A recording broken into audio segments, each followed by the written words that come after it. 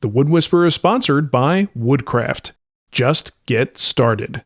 I've found that there are two groups of people when it comes to workbench finishes. Those who spend days researching the perfect finish, and those who think that the first group is crazy. Now, my personal leaning is somewhere between these two groups. I could totally identify with the folks that see the workbench as a purely utilitarian object. After all, it's just a work surface, and damage isn't really a question of if, but when and how much. So one might wonder if stressing out over a workbench finish is really the best use of your time. Now, generally speaking, I do think that most folks overthink the situation. But I also think it makes sense to arm yourself with knowledge so that you can make an informed decision one way or the other. Because if you understand what makes a good finish for a workbench, that means you understand more than you realize about finishes. And that's something that can make you a better woodworker. So today, I want to take a look at the most common finishing options, talk about their pros and cons, and compare them to one another. And at the end, I'll pick the finish that I'm going to use to refresh my own workbench. All right, let's start at square one with a pretty important question. Do you need finish at all? Maybe not. If your bench is made from decent material, especially if it's hardwood, it's already pretty durable and reasonably stable on its own. A workbench isn't a dining table, and it doesn't need to win a beauty contest. It just needs to hold your boards and take some abuse. So if a few stains, dents, glue spots, and general signs of activity don't bother you, there may not be a strong, compelling reason to finish it at all. In fact, for some folks, that worn-in look is all part of the charm. So here are some pros to using no finish at all.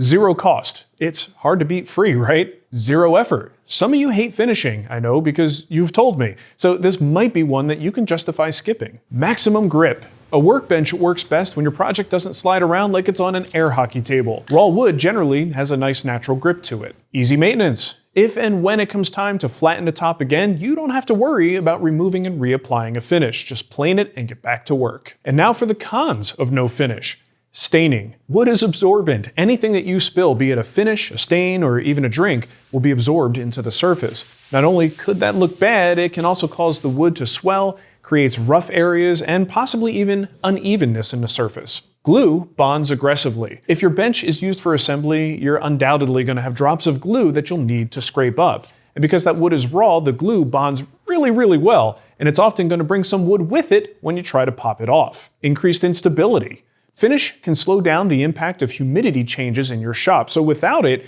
your bench could potentially suffer from more movement issues than it might otherwise. It won't look nice for long, but remember, that beat-up workbench is earned, and those scars can be seen as a badge of honor, so this won't be a con for everyone. Now, since you clicked on this video, I can only assume that you actually do want to put some finish on your workbench, so let's look at some common options. Here I've got a nice little selection of common finish types, and this is by no means exhaustive. It's just what I happen to have on hand. Let's run through each group and then talk specifics. First, we have common finishing oils like tung oil, walnut oil, and boiled linseed oil. Second, we have hard wax oils. Third, we have oil-based varnish. Fourth, we have oil varnish blends like Danish oil. And fifth, we have water-based finishes. So let's circle back and talk about oils. These are all drying oils, meaning that they actually do cure, as opposed to something like mineral oil that remains in a liquid state indefinitely. Here are the pros of using oils. Easy application. You pretty much wipe it on and wipe it off. You really don't want any standing material on the surface and certainly no pooling of oil. Low build, natural feel. Oils don't build a film, so no matter what you do, they'll always have a very natural look to them. With just a couple of coats, you'll get at least a little protection from spills. Of course, with more coats, you get more protection. You can also increase the liquid repellency by combining the oil with some wax. It's easy to repair. You can remove any stains or scratches with sanding, scraping, or planing, and then just reapply the oil to the affected area. Low cost. While some fancier oils can be a little bit pricey, boiled linseed oil is pretty cost effective and just about everywhere. And now for the cons. Long cure time. Most drying oils will dry to the touch within 24 hours, but they may not fully cure for weeks or months. Limited protection per coat. While a single coat is certainly more protective than nothing at all, the biggest benefit comes with multiple coats. In fact, there's an old saying about oils that goes a coat a day for a week for a month, and a coat a month for a year. Now, I don't know about you, but I don't have that kind of patience, so for me, about 2 to 3 coats on a workbench is about it. Easy to make a mess. A mistake folks often make with oils is flooding the surface, not wiping off all the excess, and also applying additional coats before the previous coat has time to cure. All 3 of these can lead to a sticky, gummy mess. So, less is more when it comes to oils. And here's a little tip for you if you plan to use oils. Try to stick to polymerized oils. These have been heat treated and tend to cure a little bit faster. Oh, and make sure that you lay out all of your oily rags in a single layer until they dry in order to minimize fire risk. Now let's look at hard wax oils. While the name implies that this is just oil and some wax thrown in, the chemistry of hard wax oils is a little bit more complex than that. In the past, the price of hard wax oils kept me from recommending it as a finish for a workbench.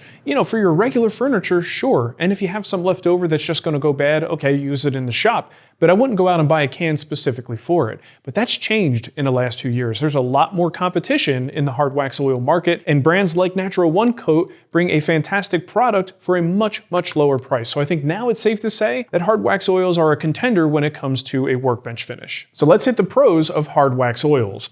Easy application. Basically just wipe it on sparingly and buff off the excess. While powered buffers can help, they aren't totally necessary.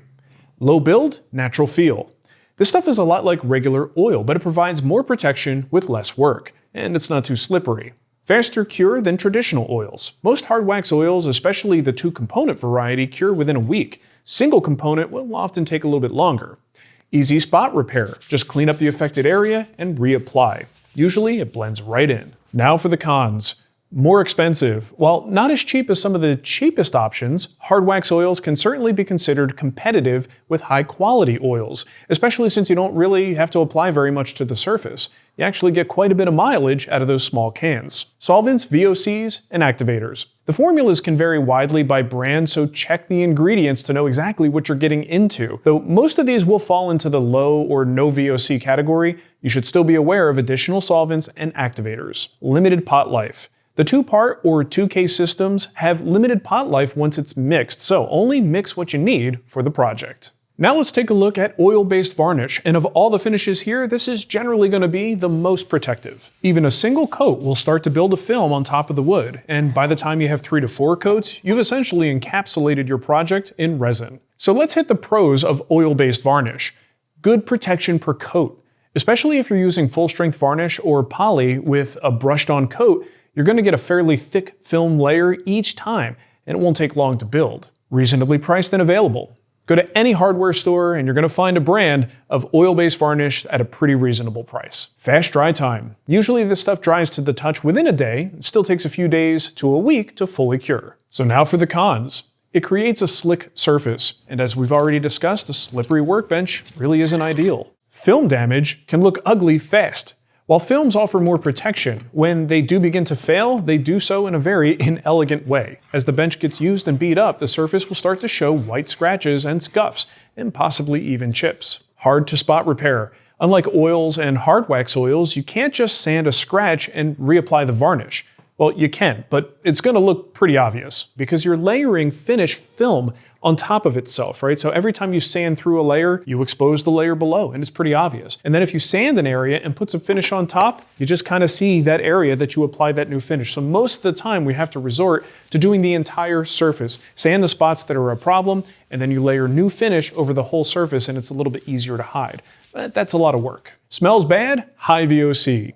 These finishes are often loaded down with thinners like mineral spirits and naphtha, so they're pretty stinky, and the odor does stick around for a while. So make sure that you've got fresh air and a respirator. So here's a good tip if you plan to go the varnish route. If you dilute your varnish or buy a brand that's already diluted, you can actually apply just 1 or 2 light coats, wiping off most of the excess. This can yield a finish that's quite protective, but doesn't have that thick film appearance to it. It's just enough to seal the surface and still gives a fairly close to the wood look and feel.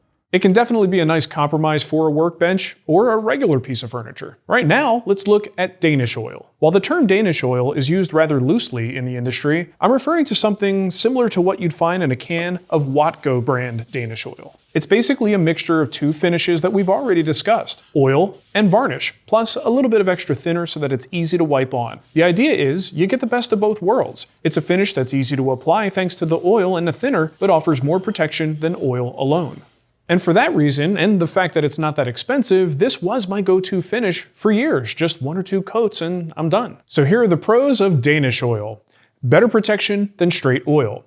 Not quite as much protection as varnish, but more protection than oil alone. And from my experience, a little more protection than you get from a hard wax oil. Easy wipe-on application. Just wipe it on and wipe off the excess. But keep in mind, Multiple coats can get a little bit tricky if you don't allow the earlier coats to fully cure. Relatively inexpensive.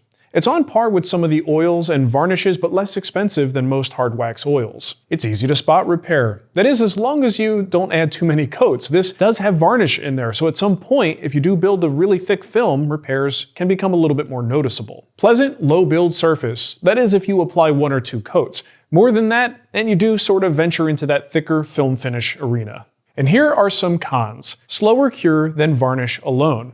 Because of the oil content, the dry time and cure times are extended quite a bit. You'll want to give it a day or 2 before handling and up to a month for a full cure. Odor and high VOC. With all that thinner, this stuff is gonna stink. So make sure that you have good ventilation and you wear a respirator when you use it. Can be slick if you apply too many coats. 1 to 2 coats should do you for a workbench. And here's a little Danish oil tip. Consider making your own. Mix oil, varnish, and mineral spirits in a 1:1:1 ratio, and you've got yourself a nice little DIY Danish oil. The fun thing is that you could play with the formula, change out some of the ingredients and the quantities, and see if you like the results. Just have some fun with it and experiment. And finally, we can talk about water-based finishes. There are a lot of different kinds of water-based finishes out there, but for the purposes of a workbench finish, I'm lumping them all into one big group because they generally all build a film, they're all difficult to spot repair, and they all contain lots of water. Now, based on everything we've talked about so far, you probably understand why having a film creates some issues for making repairs. But what we haven't talked about is the effect of water. Now, you probably know that when wood comes into contact with water, the grain swells, and after it dries, you're left with a rough, raised grain on the surface. Of course, we have ways to mitigate this when we're putting water-based finishes on furniture, but I have heard that some folks like to use this to their advantage. So when you get that grain raise, that sort of texture that results on the surface might actually provide a little bit more grip. Now, the reality is I haven't actually tested this myself, so I'm only throwing it out there as a possibility. And maybe you guys in the comments can let me know if you've tried this before, leaving the grain raised. Does that actually provide a little bit more grip on the surface, or is it still kind of filmy and slippery? Let me know. So let's hit the pros of water-based finishes. Usually lower VOC and low odor.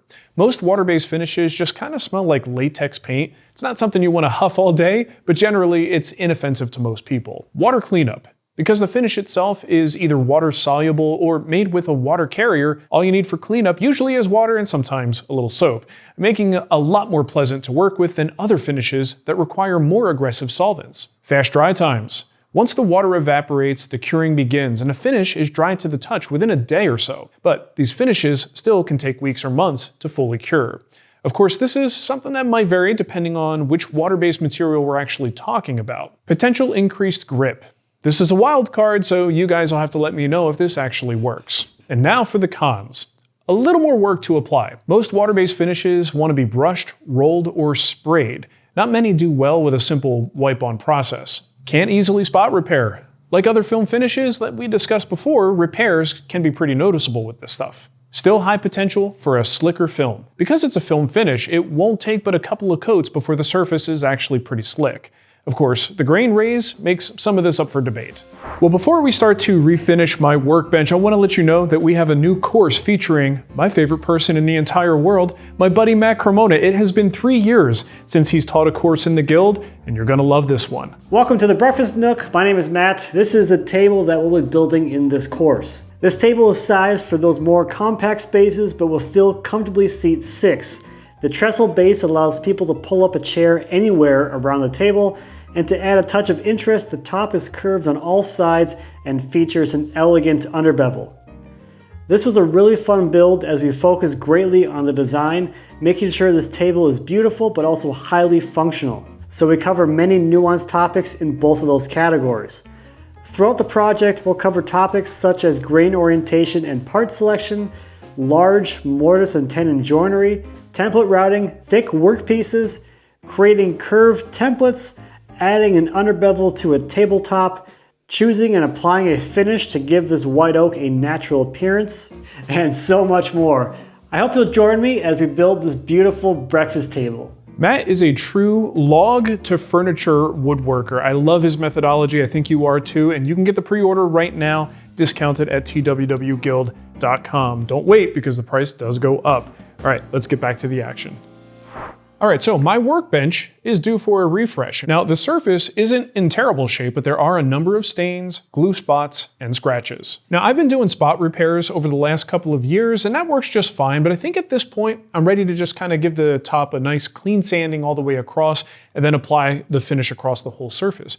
My finish of choice, you might have guessed based on some of the things that I've said, but I'm gonna go with Natural One Coat. The hard wax oil category I just think is very easy to apply, 1 or 2 coats at most, and super easy to repair over time. And now that the cost is a little bit more reasonable, I don't feel bad about recommending it.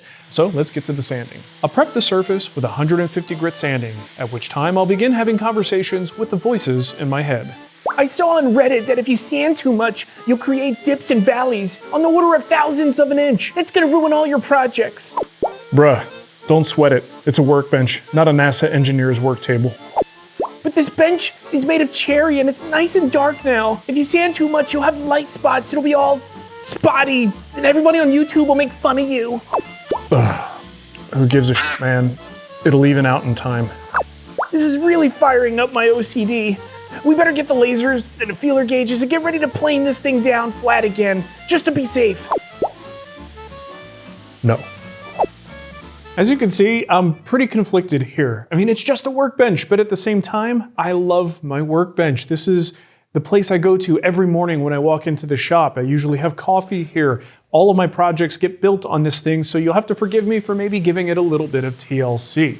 But I see the other side of the argument too. So I'd be curious to hear from you guys where you land on this. Are you team utility or are you team fancy bench? So once the surface is looking cleaner, not perfect, but better than it was, with most of the stains removed, I can apply the finish. Natural One Coat is a 2-part finish, so we'll mix the oil and wax with the activator and then apply it to the surface. By the way, all of these 2-part hard wax oils can be used without the activator. They'll just take a little bit longer to cure, and they might take a little bit of a hit on durability, but not much. All told, this process took about 20 minutes, including the sanding. I'll leave the bench overnight, and tomorrow it'll be ready for work. All right, so let's wrap it up. My personal finish of choice for a workbench these days is a hard wax oil. So if you're looking for a recommendation, there you go. But even more than a finish recommendation, I hope that this video taught you some important things about the various finishes and why some of them might be better suited for a workbench than others. And more importantly, why all of them can work if your goal is to just give the bench some love and get on with the work.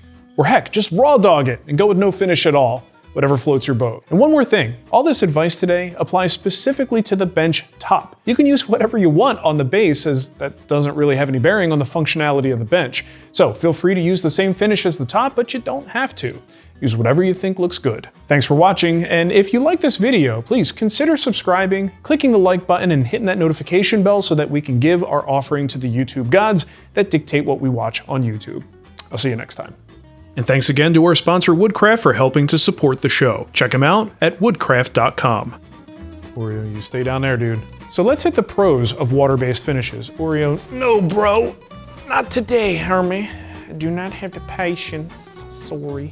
slower cure than varnish alone. Thanks, douche noodle. Con! Beep, beep, beep, beep, beep. Layers! And finally, we can talk, what is this? We're gonna talk about water-based finishes. That ain't gonna happen. You know it and I know it. And up to a month for a full cure. Try it again. Okay. Hold on, I got an itchy nose. Not a boogie, an itchy nose. Now I gotta wash my hands. Boom, baby. I did it. I did it.